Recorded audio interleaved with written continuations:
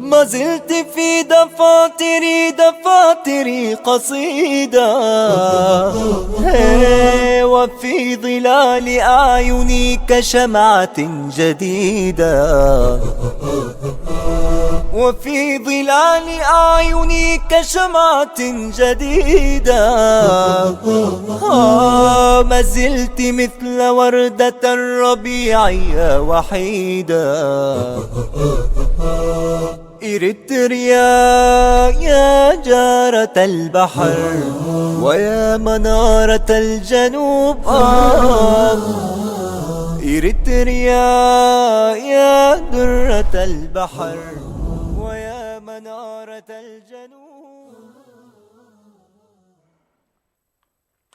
بسم الله الرحمن الرحيم. الحمد لله رب العالمين، والصلاة والسلام على نبينا محمد وعلى آله وصحبه ومن اهتدى بهداه واقتفى أثره بإحسان إلى يوم الدين.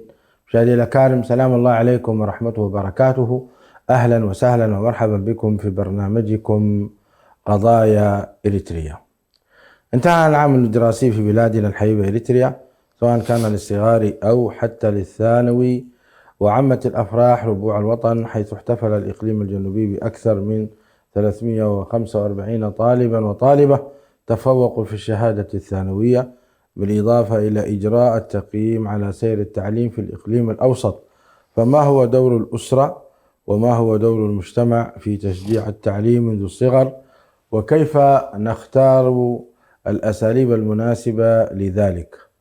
للإجابة على هذه الأسئلة وعلى هذا الحوار نستضيف باسمكم جميعا فضيلة الشيخ الدكتور حسن سلمان، الداعية المعروف. في البداية اعتبر البعض أن تعليم الصغار إنما هو كماليات تخضع للعامل المادي. نتعجب من إصرار أهالينا في الصغر على تعليمنا حفظ القرآن الكريم قبل الدراسة. في الأخبار أن وزارة التعليم قامت بعمل تقييم للمدارس في الأقاليم الستة. كيف نرى مثل تلك الخطوات المهمة من الوزارة؟ إذا كان في الإقليم الأوسط 103 مدرسة ابتدائية و148 رياض الأطفال، هل يمكن أن نقول لدينا مشكلة في المدارس أم في الرغبة للتعليم؟ لماذا يجب علينا أن نحث على التعليم في الصغر، وما هي الوسائل التي يمكن أن نعتمدها؟ هذه هي أبرز المحاور. مشاهدي الأكارم، حياكم الله يا شيخ حسن. نحن نتحدث اليوم عن التعليم بالنسبة للصغار وأهميته، وأهمية ما يتعلق أيضا ما الذي ينبغي أن يبدأ به يعني القصر. فالمجال لديكم.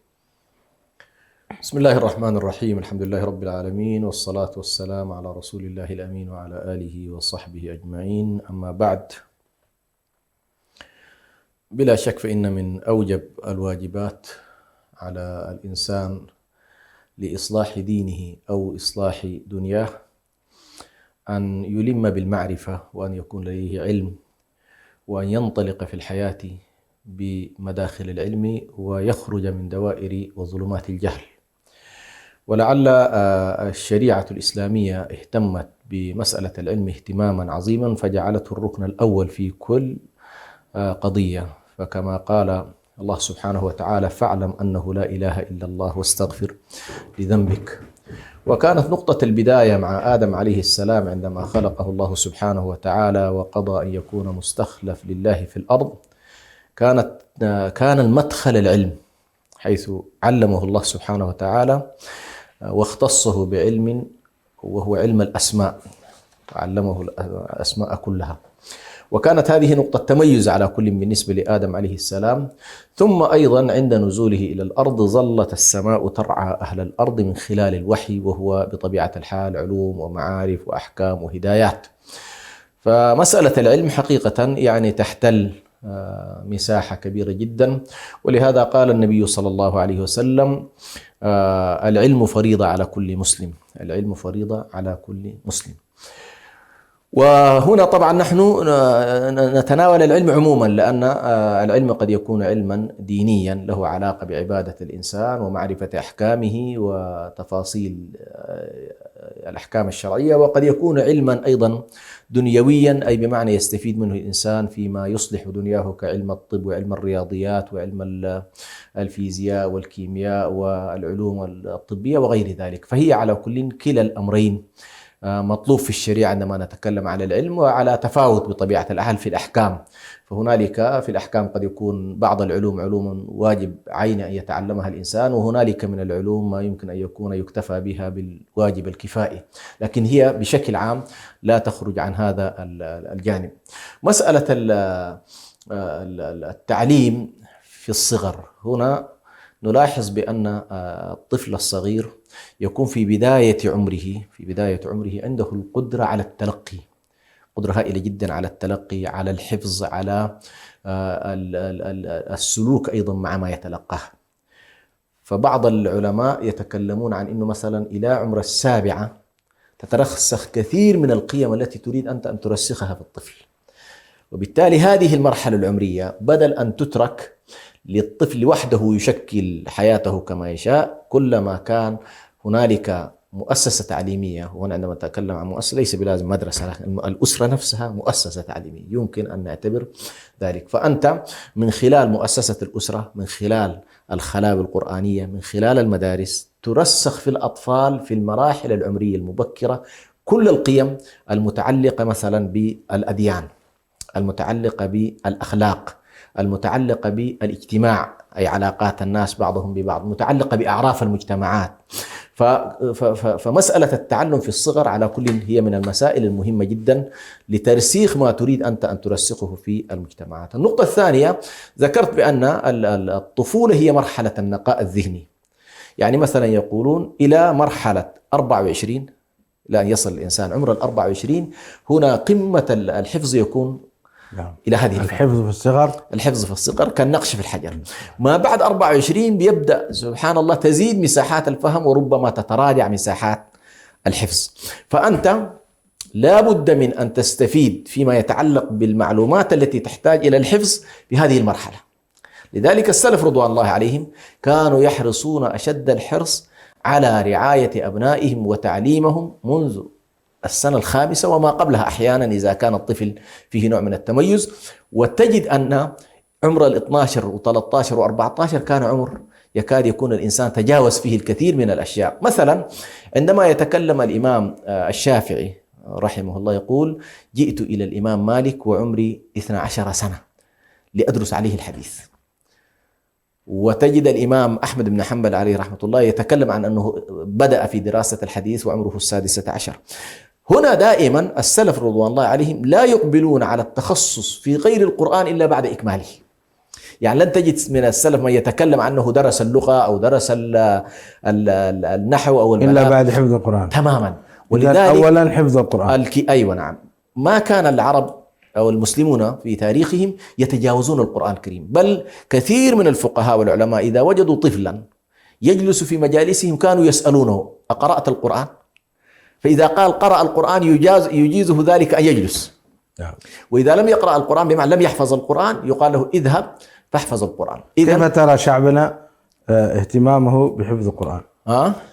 كيف ترى شعبنا؟ والله يا أخي شوف، شعبنا طبعا، وهنا طبعا سبحان الله الحياة وطبيعتها والأنظمة السياسية وطبيعتها وطبيعة التوظيف في المجتمعات ودوره يلعب دور كبير جدا في الاهتمامات.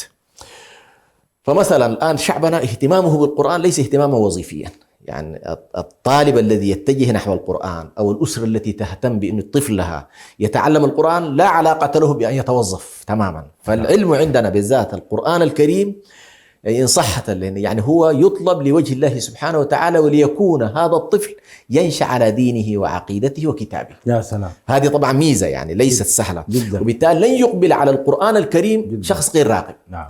لذلك نحن من الأشياء الإيجابية، وهذه كم مستواها؟ كم بالمئة من الشعب؟ نسبتها كبيرة يعني إلى الآن بفضل الله عز وجل. موضوع خلاوي القرآن وافتتاح الطالب بالقرآن هذه شبه يعني مناطق المسلمين تكاد كم تعطيها؟ 80%، 90%؟ أكثر من 80. أنا أتصور أنها أكثر من 80%. نعم. يعني خاصة سبحان الله في الأرياف وفي القرى، والمدن كذلك أيضا عندنا موضوع القرآن إن لم يهتم الأب فتهتم الأم. تهتم الأم. نعم. فهذه سبحان لا أبعد من ذلك. يعني احنا مثلا نعرف نتيجة التداخل الأخير في حالة الثورة وكذا، بعض الأسر تجد مسلم متزوج مسيحية، تجد المسيحية تجبر ولدها إنه يمشي يحفظ يفتتح بالقرآن ليأخذ دين أبيه. دين أبي الله. فهذه من الأشياء اللي فعلا تحرص عليها الأسر وتراها جزء من الثقافة المفروض ينشأ عليها الطالب. لكن شيخ حسن احنا ما صار عندنا يعني قراء ولا حفاظ ولا القراءات السبع ولا القراءات العشر ولا حتى ال14 يعني غير مشهورة عندنا. لماذا؟ هو نحن أصلا بشكل عام شيخ برهان الحالة في إريتريا خاصة التعليم الديني يعاني أزمة كبيرة جدا. يعني التعليم يحتاج رعاية من، لا أقول هنا رعاية الدولة، ليس بلازم أن التعليم الديني ترعاه الدولة، ولكن أن تكون الدولة مساعدة للمجتمع في رعايته. هذا التاريخ الإسلامي كله مثلا إلى القرن الرابع كان المجتمع تماما يقوم بكل شؤونه التعليمية، ما كان في شيء اسمه الدولة تقوم بعملية التعليم، وهذا تاريخ عريق جدا. نعم. فأنا هنا الأوقاف كانت تنفق. الأوقاف كانت تنفق، وبالتالي الآن الإشكالية عندنا لا النظام السياسي يساعد في مسألة الدراسات الشرعية ولا هو يرعاها بنفسه.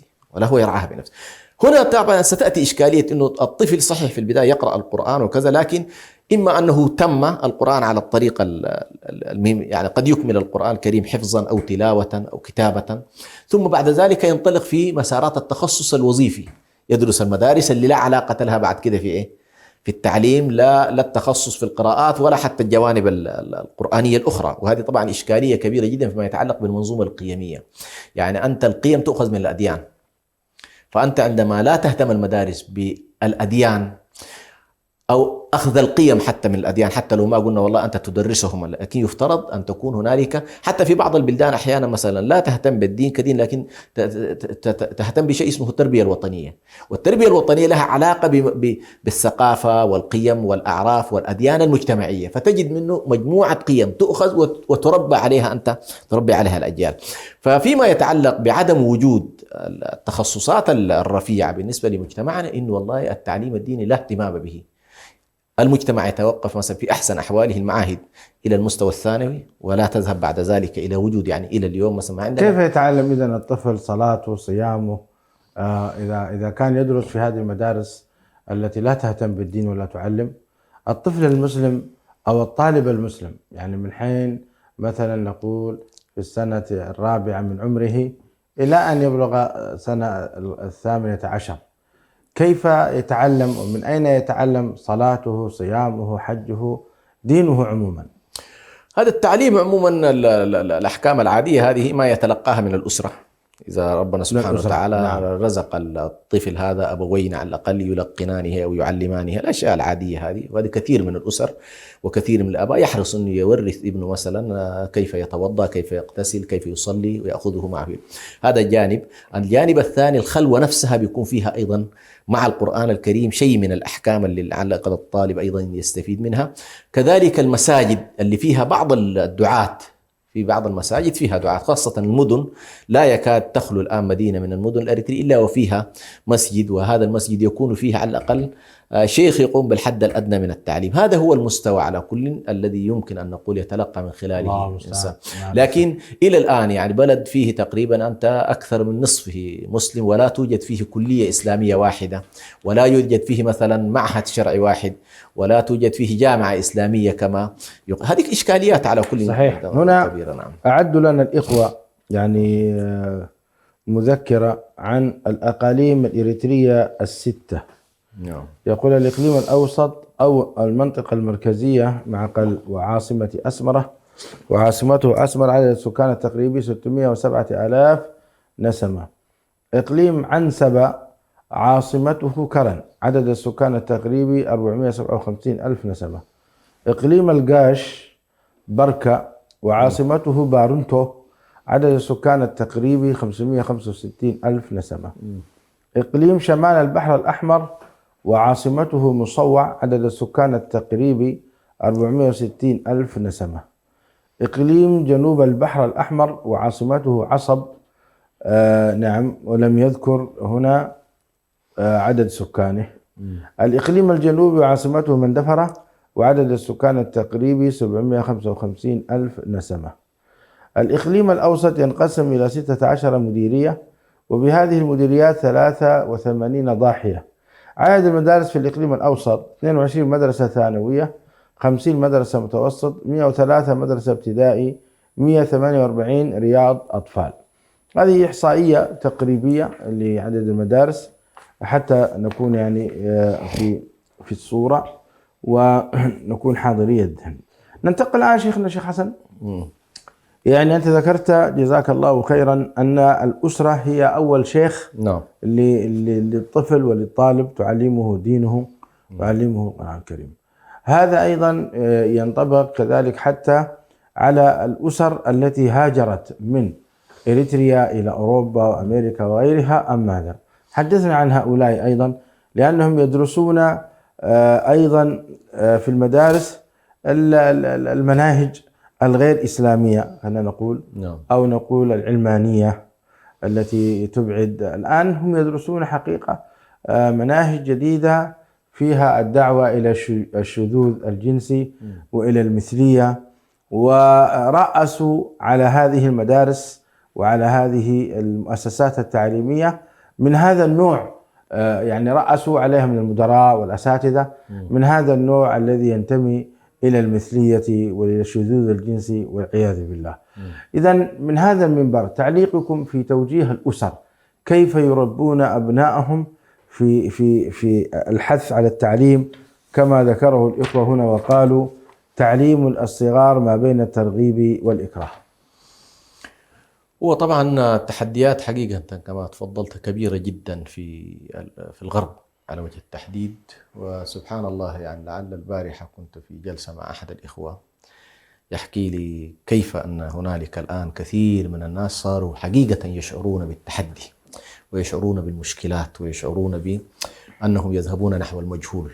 هذا أصلا في حالة أنه والله الغرب نفسه يتقبلهم وهو يحكي قضية صعوبة التقبل بالحالة أن يتقبل المسلم كما هو، يعني فإما أن تندمج كما يريدونك بالشكل الذي يتصورونه الآن، وهو يدخل تماما في منطقة الإكراه ومنطقة الفتنة التي يذكرها القرآن الكريم، لأن منطقة الفتنة في القرآن أساسه الإكراه. يعني متى ما أكره الإنسان المسلم سبحان الله على أنه يمارس شيئا غير معتقده فقد فتن في دينه، وهذه أعظم يمكن أن يتعرض لها الإنسان.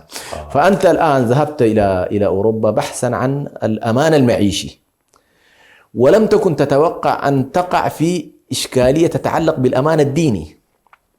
الأمان الديني هو في حقيقة الأمر إذا نظرنا إلى الأبعاد الاستراتيجية للإنسان فأمانه الديني هو الضمان الحقيقي. لماذا؟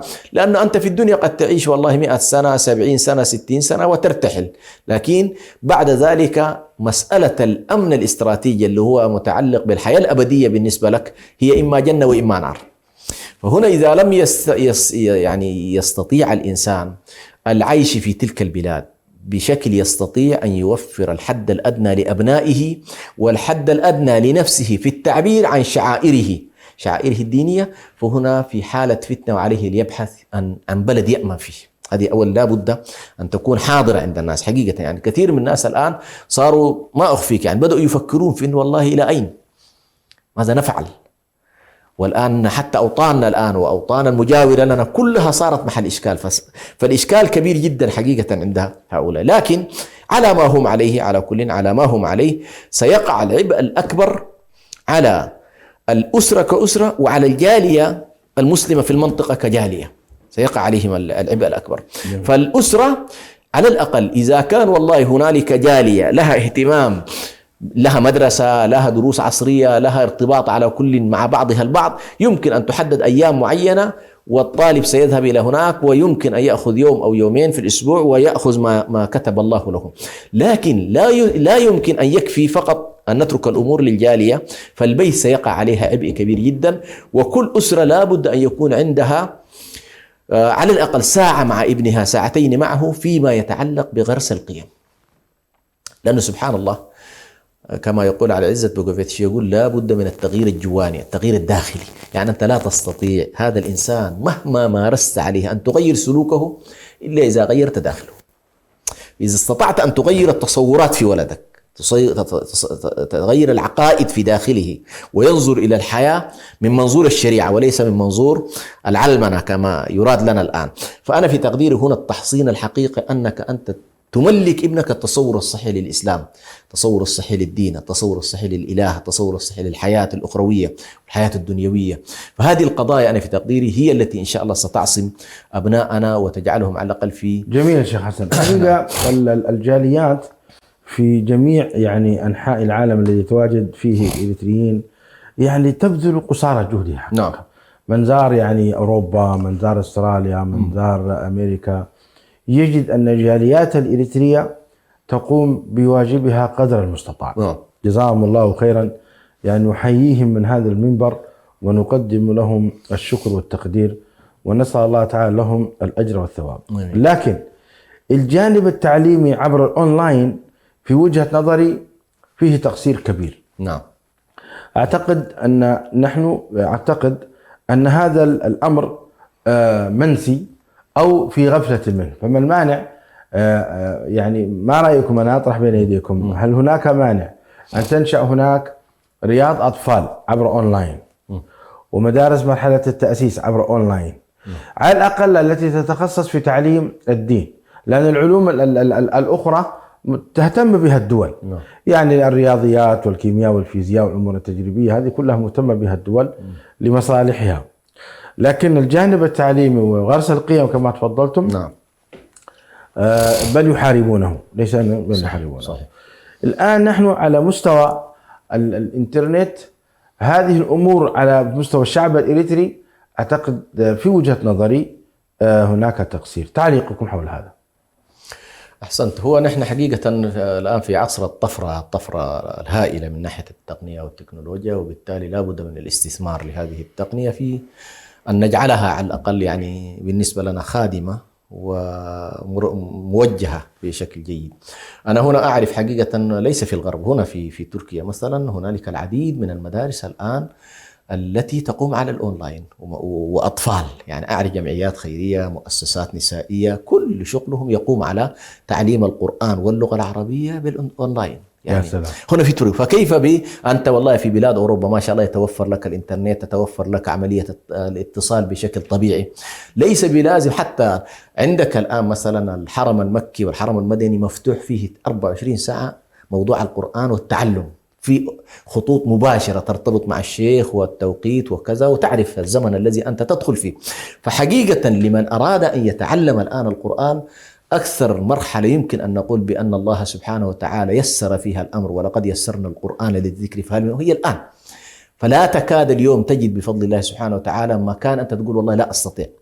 يعني الشيوخ هنالك ما شاء الله شيوخ تقريبا مرابطين ووهبوا أنفسهم في هذه المواقع، لكن نحتاج إلى تنظيم في هذا الموضوع. وأنا حقيقة أتمنى أن يكون في برنامج خاص في إخواننا هنا في شبكة السلام له علاقة بهذا المجال، يعني يمكن سيكون إن شاء الله أن يكون هنالك تخصيص للتعليم، تعليم النساء وتعليم الأطفال موضوع القرآن الكريم. يعني هنالك الآن ما شاء الله هنا مناهج مخصصة في قضية مثلا كيف تبدأ اللغة العربية، عندك القاعدة الرشيدية ويتدرجون معك ابتداء قبل أن تقرأ المصحف، يعلمونك أولا القراءة والكتابة بشكل صحيح، وكل ده أونلاين سبحان الله، ويرسلون لك المناهج عن طريق وتظهر معك كل الخطوات بشكل. فأنا أقول هذا الجانب إن شاء الله لعله يكون فتح للجاليات في إنها ما تعاني إنه والله الولد مشى الجالية ما عندك علاقة بالموضوع، أنت وعلى الأقل تقام عليهم الحجة. يعني نعم صحيح، تقام عليهم الحجة. ليس صحيح. عندك يا أختي حجة في أنه ليس هناك مجال للتعليم، وليس هناك، إذا كان الطالب مثلا يدرس من الساعة 7 إلى 5 بعد ذلك بالإمكانه أن يرتاح 2 ثم يدرس العلوم الشرعية بعد ذلك. نعم. لأن هناك وقت كبير جدا يصرف في البلاي ستيشن. نعم. ويصرف في أمور كثيرة جدا جدا لا تعود عليهم بالنفع. صمت. وعليه هذا الجانب يعني نأمل من المتخصصين بالإنترنت وغيرهم أن يهتموا بهذا الجانب التعليم. كذلك هناك ربما يكون شيخ حسن عائق اللغة، يعني الناس لا تفهم كثيرا، الذين يعيشون في أوروبا لا يفهمون اللغة العربية كما ينبغي، وإن كان هذا أيضا قصور. نعم. ينبغي للمسلم أن يتعلم اللغة العربية من جذوره. فتعليم القرآن الكريم مهم، تعليم اللغة العربية مهم، تعليم الفقه والعقيدة والسنة الصحيحة كل هذا أيضا مهم، ولكن يحتاج إلى تنظيم وتدرج في هذا المجال. طيب الشيخ حسن، يعني في مسألة إكراه الطفل على التعليم، هناك أيضا حقيقة الأسر تواجه مشكلة كبيرة كذلك في تعليم الطفل أو الطالب ما يتعلق بالعلوم الشرعية. يعني ربما الأب والأم يرغبان في أن ابنهما يختم القرآن الكريم، والابن لا يريد ذلك، فما هي الطريقة المناسبة وما هو الأسلوب المناسب في ترغيب هذا الطفل حتى يحفظ كتاب الله؟ هو على كل إن إحنا خلينا نقول نستخدم معه أسلوب الترغيب والترهيب وليس أسلوب الإكراه، لأن الإكراه له علاقة مباشرة بكسر الإرادة. أنت لست مطالب الآن بكسر إرادة الطفل أو كسر إرادة كبير، لكن أنت مطالب على ترويض هذا الطفل. وفي مراحل يستطيع الأبوان أن يروضا طفلهما، يعني يمكن أن تستخدم معه أسلوب الترغيب بكل وسائله، وأن تستخدم معه أسلوب أيضا الترهيب بكل أساليبه، دون أن يكون هنالك كما ذكرت قضية الإكراه. اليوم موضوع التحفيز واحد من القضايا التي مثلا يمكن أن يسلكها الإنسان، قضايا المنع كذلك والحرمان أحيانا يمكن أن يسلكها الإنسان. فمن خلال عمليات التحفيز عند الإنجاز وعمليات كذلك العواقب التي يمكن أن تترتب على فعله الخاطئ، هذه أيضا من الأشياء التي يمكن أن يتم سلوكها في أشياء طبعا نصت فيها الشريعة على مسألة أن يضرب فيها الطفل مثلا، وهي قضية الصلاة. يعني الشيء الوحيد الذي ورد فيه عن النبي صلى الله عليه وسلم أن الضرب هو موضوع الصلاة. وذهب الشيخ العلامة الألباني عليه رحمة الله إلى أن الضرب لا يجوز إلا في الصلاة، يعني أخذ فقط هذا الموضوع إنه والله وفيها جانب تربوي، هو حسب ما يقول فيها جانب تربوي، يقول لما الطفل لا يضرب إلا في الصلاة يعرف أن الصلاة لها لها قيمة عظيمة جدا، وإلا ما معقول لا أضرب في شيء إلا في هذا الموضوع. فهذه على كل نظرية قد يكون قابلة يعني هل يمكن أن يقاس عليها أمور أخرى أم لا أدري، لكن بعضهم يرى أنه والله لا يضرب إلا في الصلاة لورود النص عليه في حديث النبي صلى الله عليه وسلم. باقي الأشياء يحاول أن كل الأبوان أن يستخدما أسلوب الترغيب وأسلوب الترهيب وأسلوب كذلك التحفيز وأسلوب مسألة ذكر العواقب وإلى غير ذلك. شيخ حسن، حتى الأسر نفسها خاصة خارج إريتريا نجد اهتمامهم بتحفيظ أبنائهم لكتاب الله عز وجل اهتمام ضعيف. هذا الإشكال، نعم. ضعيف. ماذا نقول لهذا الأمر؟ وسبحان الله هو الجزء كبير من موضوع الأسر يعني الضعف عند الأبوين. هو الطفل ماذا هو ينظر إليك، مدى اهتمامك أنت أصلا كأب بالقرآن الكريم، والأسرة اهتمامها بالقرآن الكريم. فالطفل الذي يجد والله الأبوين لهم عناية بالقرآن، لهم عناية بالمدارسة، لهم تلقائيا سيكون له تأثر. الطفل يحاول أن يقلد، يحاول أن يتأثر، يحاول أن ينظر إلى والده وإلى والده. فإذا كان والله هنالك ضعف في الارتباط بالقرآن الكريم عند الأسرة، هذه واحدة من الإشكالات الكبيرة جدا التي ربما أنت تريده يقرأ وأنت لا تقرأ، تريده يراجع القرآن وأنت لا تراجع القرآن، تريده يعمل جلسة مثلا يقرأ فيها جزء وأنت ما يراك تقرأ. فهذه إشكالية كبيرة جدا على كل تصاحب الآباء، مثل أن يقول الشخص الوالد لولده اذهب يعود أمشي الصلاة وهو تجده جالس وين. هذه كلها إشكالات على كل وخلل فيما يتعلق. فكيف نحن ننتقل من التأثير بالكلام إلى التأثير بالقدوة، إن والله يجدك أنت دائما أمامه، يجدك أمامه في الصلاة، يجدك أمامه في قراءة القرآن وهكذا. فهذا الجانب أول يحتاج. الأمر الثاني أيضا ماذا يضير الأسرة لو أنها والله الجانب القرآني نفسه جعلته جزء من برنامج اليومي، أن يكون الأسرة تجلس مع بعضها البعض لمدارسة ومراجعة القرآن الكريم. وخصوصا أنت في الغرب تعاني من هذه الإشكالية اللي هو ما عندك شيء، وبالتالي لما لا نجعل من بيوتنا أيضا مساجد ومن بيوتنا كذلك حلقات للذكر، ونجعلها بإذن الله سبحانه ساحة لتنزل البركات يعني. فهذه تحتاج على كل إلى عزم من الآباء والأمهات حتى يستطيعوا إن شاء الله أن يعلموا أبنائهم القرآن الكريم. ثم أيضا ممكن أيضا نقترح عليه، وهذه قاعد تحصل لبعض إخواننا الآن مثلا في السويد وغيرها، وبعض إخواننا الأفاضل جزاهم الله خير وحقيقة نشكر جهودهم، يأتون مثلا ببعض الشباب يسجلوا بعض هنا، يفتحوا في تركيا مثلا لمدة 3 أشهر ويستأجروا موقع، فيأتوا بهم الشباب في أعمار 16 15 17 سنة، ويجلسوا 3 أشهر يقرؤون القرآن والفقه واللغة العربية. هذه طبعا برضو من الأشياء، لأنه هذه تعتبر هجرة لطلب العلم.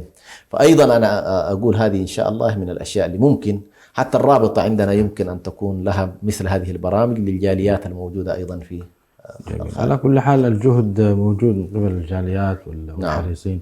لكن الكلام كله على الأسرة. للأسف الأسر إلا من رحم الله، يعني الذين هاجروا مثلا المملكة العربية السعودية أعداد كبيرة، يعني يفوقون 200,000. الذين حفظوا القرآن الكريم أعداد يعتبر نسبة وتناسب قلة. نعم. ولما تناقشهم في موضوع القرآن الكريم وكذا يقولون الطالب مشغول بالدراسة ومشغول ولا أنا أريد أن أضغط عليه أكثر من هذا، لأنهم يظنون أن القرآن الكريم ليس فيه كما تفضلت وظيفة ولا يخرج منه مال، في حين هذه يعني معلومة خاطئة. بل القرآن فيه الخير والبركة، ومن حفظ كتاب الله يعني يفتح الله عليه من الخير ما لم يكن في البال. يعني حتى كتاب الله سبحان الله ذكر بعض التربويين على أن من أعظم وسائل اتساع العقل حفظ القرآن. نعم. لذلك يقول لك الإنجليز لما أتوا إلى بلاد المسلمين كانوا ينظرون إلى أن السعة العقلية للطفل المسلم وجدوها أوسع بكثير من الطفل الذي عندهم. فلما درسوا هذه الحالة وأخضعوها للبحث وجدوا أن أطفال المسلمين يحفظون القرآن مثلا فيه 6,000 وشوية من الآيات، وفيه الكلمات بالآلاف. فسبحان الله يقولون هذا العقل الذي استوعب كلمات القرآن ومفرداته وآياته اتسع عقله. نعم ما شاء الله. هذه اتساع في العقل. لذلك القرآن طلاب التحافيظ في المدارس الحكومية هم الأوائل. أحسنت. لأنه سبحان الله، وذكر شيخ الإسلام ابن تيمية يقول ما من أحد بدأ بالقرآن الكريم إلا ويسر الله له سائر العلوم. سبحان الله. أي كانت هذه هي القاعدة، لأن من يسر الله له كأنما فتح له العقل وفتح له الفقه. من يريد الله به خيرا يفقهه في الدين. نحن نتمنى من أسرنا الإريترية يعني أن يفقهوا هذا جيدا، وأن يعني يكونوا حاضرين الذهن لهذا الموضوع، وأن القرآن الكريم هو سبيل حفظ لأبنائهم وسبيل حفظ أيضا لعقولهم وتوجيههم وتربية قيمهم. معنا شيخنا الشيخ البروفيسور عبد الحليم زرقوم. بسم الله الرحمن الرحيم. الحمد لله رب العالمين، والصلاة أفضلها والتسليم أتمه على الرحمة المهداة والنعمة المسداة محمد بن عبد الله البشير النذير السراج المنير المبعوث رحمة للعالمين. أما بعد، السلام عليكم ورحمة الله تعالى وبركاته. بورك فيكم، وكان عرضا ماتعا شائقا أتحفنا به الشيخ الدكتور حسن كعادته وكدأبه، أنه يتحفنا بالكثير من المعاني والقيم، وأشكره على ذلك كما أشكر الشيخ برهان الذي دائما يحسن استضافة الشيوخ المناسبين، ويحسن أيضا نحت العناوين الجذابة المناسبة. وموضوع اليوم كما أسلف الدكتور حسن بحاجة إلى مراجعات وإلى بث بعض المفاهيم ونشرها في أوساط مجتمعنا. أنا مداخلتي قد تقتصر على بعض المعاني وإشارات إن شاء الله عابرة فيما يتعلق بقضية الإجبار أو إكراه الطفل على الصلاة. هذه طبعا من المعضلات، يعني لذلك يقول الفقهاء ويقول التربويون في مرحلة عمرية معينة لا ينبغي أن نكره أطفالنا على الصلاة حتى ونحن نؤدبهم. يعني إذا صلى مثلا صلاة أو صلاتين أو أدرك معنا في الجماعة ركعة أو ركعتين نغض طرف عن ذلك حتى يتعود، فلا يكون اللوم دائما لماذا لم تصلي ولماذا، لأنه في هذه المرحلة العمرية يجب أن نحبب إليه الصلاة، وليس يعني أن يفهم الطفل أنه يجبر ويكره على الصلاة، فهذه ليست طريقة محبذة في التربية. الأمر نفسه أيضا يتعلق بقضية الذهاب إلى حلقات الحفظ، حلقات القرآن، نحببه إلى هذه الحلقات ونشجعه دون الإكراه والضغط، لأن هذا يتولد عنه كراهية القرآن وعدم الرغبة في الالتحاق بحلقات الحفظ. أيضا قضية أخرى وهذه معضلة في جميع المجتمعات، يعني تعودنا أن نبدأ حفظ القرآن بجزء عامة. يحضرني ما قاله أستاذنا دكتور عبد الحميد أبو سليمان رحمه الله، دائما كان يتكلم عن لماذا نحن دائما يعني نعود الأطفال على هذا الأمر أو نصر على أن يبدأوا بجزء عامة. فكان يقترح يقول دعونا نعلمهم بعض الآيات المختارات في قضايا تتناسب مع عقولهم، ويقول مثلا جزء عامة من أصعب الأجزاء والسورة التي فيه تحتاج إلى تركيز شديد وإلى حفظ يعني كلمات متشابهة فيها نوع من الصعوبة بالنسبة للأطفال. فيقول لا يشترط أن يبدأ الطفل بجزء عامة بهذه السورة القصار، لكنها أحيانا فيها صعوبة. فهذه وجهة نظر معتبرة ومحترمة، لكن جرى العرف أننا نبدأ بجزء عامة ثم التبارك إلى آخره. يعني أيضا قضية ربط القيم القرآنية بواقع الأسرة، يعني بدل أن يتعلم الطفل في حلقات القرآن وفي المسجد في المدرسة التراحم والصبر وكذا، لكن في الواقع هو يعني لا يرى هذا في البيت. الأب والأم لا يشعرانه بالرحمة، فلا يستطيع أن يستوعب ما معنى الرحمة. فنحن هنا نغرس في هذه القيم وهو يحفظ هذه المعاني. وفي صلاتنا دائما نقرأ الرحمن الرحيم في كل ركعة نكررها، لكن الطفل لا يرى هذه الرحمة من خلال تعامل الوالدين معه، من خلال تعامل الأساتذة في المدرسة معه. فلا بد من ربط هذه القيم القرآنية. عندما يحفظ الطفل وهو صغير يتعلم هذه القيم في الواقع، يراها، أبوه يحبه يقبله ويحضنه ويلعب معه. فنحن نرى هذه الأشياء كأنها من خوارم المروءة الذي يلعب مع أطفاله وكذا. سبحان الله، يعني مع أن هذا أسلوب نبوي شريف. أيضا قضية الحوافز التشجيعية هذه من أكثر العوامل. يعني لماذا دائما نعاقب على عدم الصلاة وعلى عدم الذهاب إلى حلقات القرآن؟ إذن في المقابل هل شجعنا أطفالنا؟ هل شجعناهم على حفظ القرآن؟ وهناك جوائز مثلا للتنافس على حضور الجماعات. فهذه كلها من الأشياء الأساسية في التحفيز. أيضا مسألة عندنا في العالم الإسلامي مثلا والعالم العربي وزارة التربية والتعليم، لماذا الربط هنا بين التربية والتعليم؟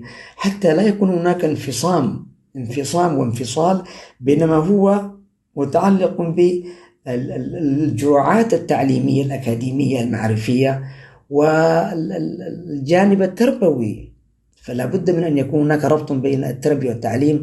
ولذلك في عالمنا الإسلامي والعربي لا بد من وجود التربية والتعليم معا. هذا طبعا في المقابل نرى في أوروبا وفي الدول الأخرى التعليم قضية بحتة منفصلة تماما عن الروحانيات وعن الدين.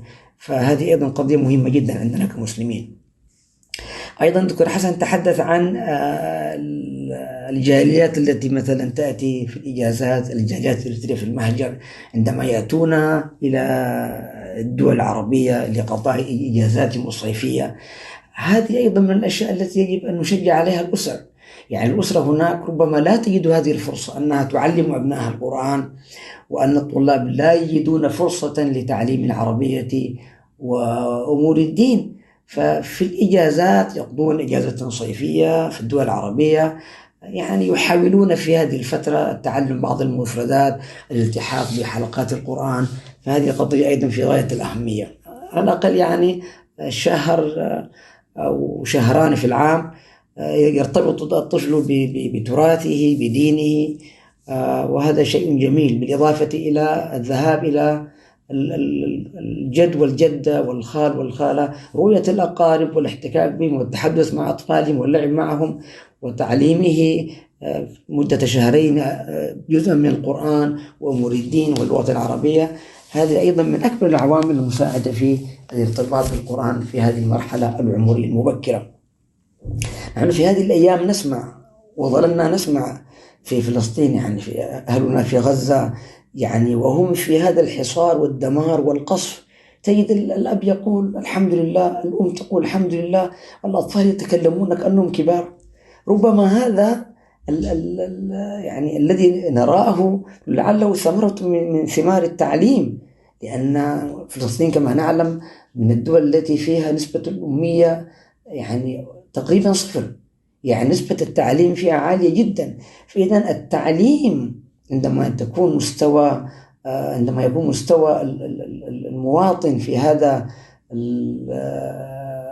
الوضع المأساوي، ومع هذا يقول الحمد لله ويشكر الله على أنه أنعم عليه يعني هذا الوعي الوطني والحس الديني، هذه الجرعات التربوية والوطنية، هذه لها أيضا ارتباط بالتعليم. فالطفل الذي ينشأ في هذا الجو العلمي يحب القرآن، الأم تقرأ القرآن، الأب يقرأ القرآن، الجد، العم، كل أسرة أينما ذهبت الشعب متعلم.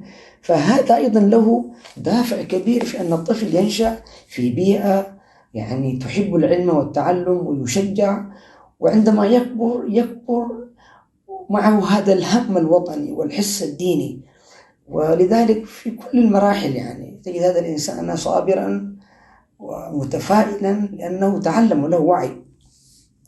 هذه هنا تحضرني قصة حكاها لي أحد التربويين الإريتريين وقد سمعها من أستاذي.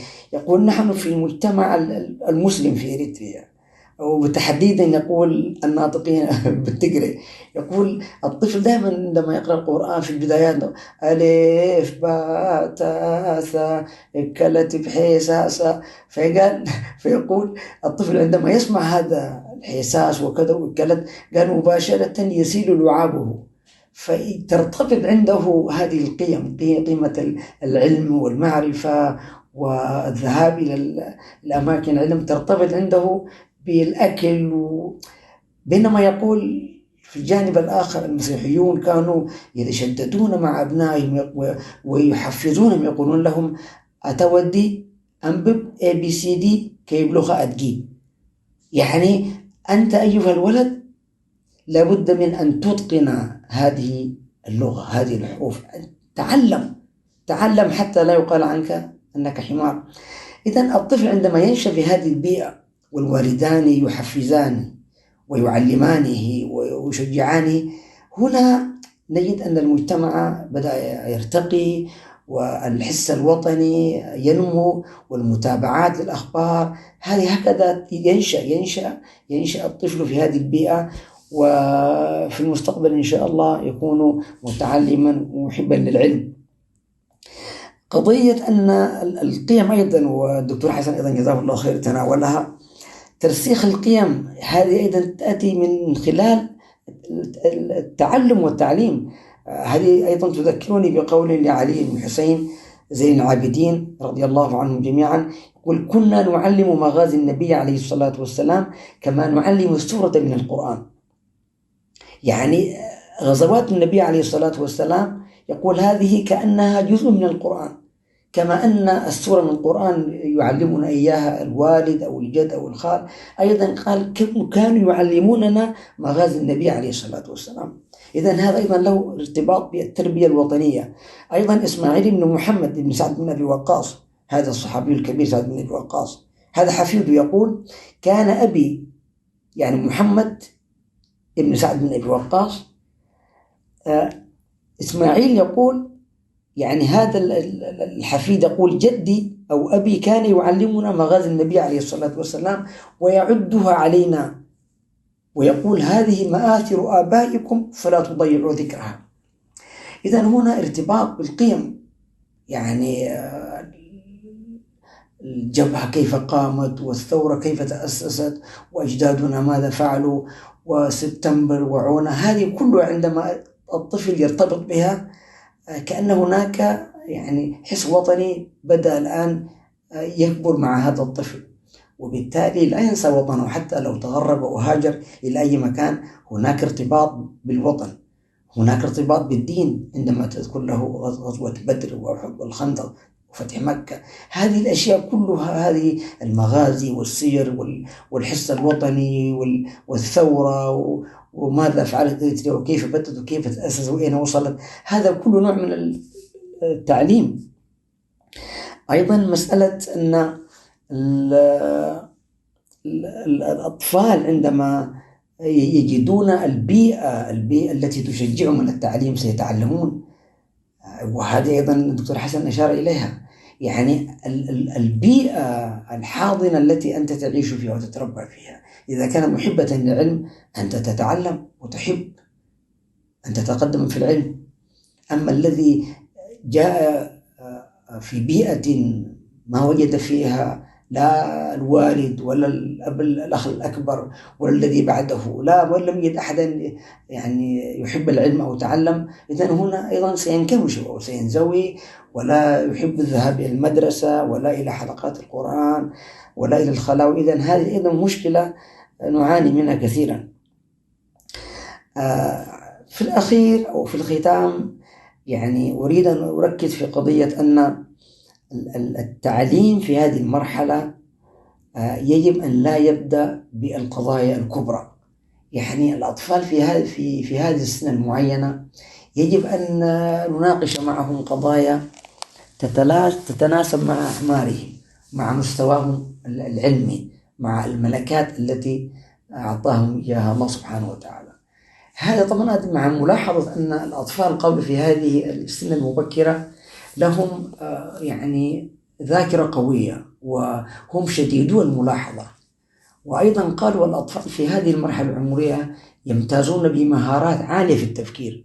أحيانا الأب لا يستطيع أن يفعل شيئا، الأطفال يعلمونه مع أنه متعلم وتحصل على درجات عالية في العلم، إلا أن الأطفال في المرحلة العمرية المبكرة جدا، يعني في الصف السادس مثلا أو السابع الثامن، تجدهم اكتشفوا لا سيما في زماننا هذا اكتشفوا أشياء عن التقنية والتكنولوجيا وتعلموا أشياء. ينبغي أننا نركز على أطفال الموهوبين. والطفل الموهوب إذا اعتنينا به من البداية إن شاء الله في المستقبل سيكون له دور في مجتمعه. وإذا أهمل كما يهمل كثيرون في زماننا هذا وفي بلداننا تحديدا، يعني نرى العواقب الوخيمة بالنسبة لهؤلاء ولمجتمعاتهم. ولذلك في قضية التعليم يجب أن ننتبه أيضا أن مجتمعاتنا، أن الجاليات التي تعيش في الغرب اليوم، يعني هؤلاء لهم إمكانات هائلة. الطفل إمكان يتحدث العربية والإنجليزية والفرنسية بالإضافة إلى اللغات المحلية، يتعلم التجري والتجرينيا والبلين السهو العفر إلى آخره. إذن التربويون يقولون في هذه المرحلة العمرية بإمكان الطفل أن يتكلم أكثر من 9 لغات، بل يتقنها تحدثا. فلماذا لا نهتم بهذا الجانب ونغرس في أطفالنا حب العلم وحب التعليم ونشجعهم، وبالإضافة إلى المجال الأكاديمي نعلمهم أيضا القرآن الكريم ونربيهم التربية الإسلامية الصحيحة. هذه بعض النقاط التي أحببت أن أشارك بها، والمجال واسع جدا ولا نستطيع أن نتحدث أكثر من هذا، فهي مشاركة عادية، ونسأل الله سبحانه وتعالى أن يبارك في أعمالنا وأعمالنا. أشكركم جميعا المستمعين الأكارم، وتحديدا وخصوصا الشيخ الدكتور حسن الذي امتعنا بحديثه كما يمتعنا دائما، والشيخ برهان الذي يستضيف دائما الشخصيات المفيدة والنافعة، ويختاروا الموضوعات النافعة المفيدة. بورك فيكم، السلام عليكم ورحمة الله تعالى وبركاته. إذا مشاهدي الأكارم، انتهت حلقة هذا اليوم. أسأل الله تعالى أن يوفقنا وإياكم لكل خير، وأن يحفظ أبناءنا وبناتنا، وأن يقينا يعني شر أنفسنا وشر أبنائنا، وأن يوفق إخواننا المسؤولين من الأساتذة وغيرهم في بلادنا إريتريا وفي كل مكان، حتى ألقاكم في الأسبوع القادم. نسأل الله تعالى لنا ولكم التوفيق والسداد. أخوكم برهان يحييكم، والسلام عليكم ورحمة الله وبركاته. وإن أنت فلا أنسى أن أتقدم بالشكر الجزيل شيخنا وأستاذنا الدكتور حسن سلمان. السلام عليكم ورحمة الله وبركاته. السلام ورحمة الله. إريتريا يا جارة البحر ويا منارة الجنوب، إريتريا يا درة البحر ويا منارة الجنوب.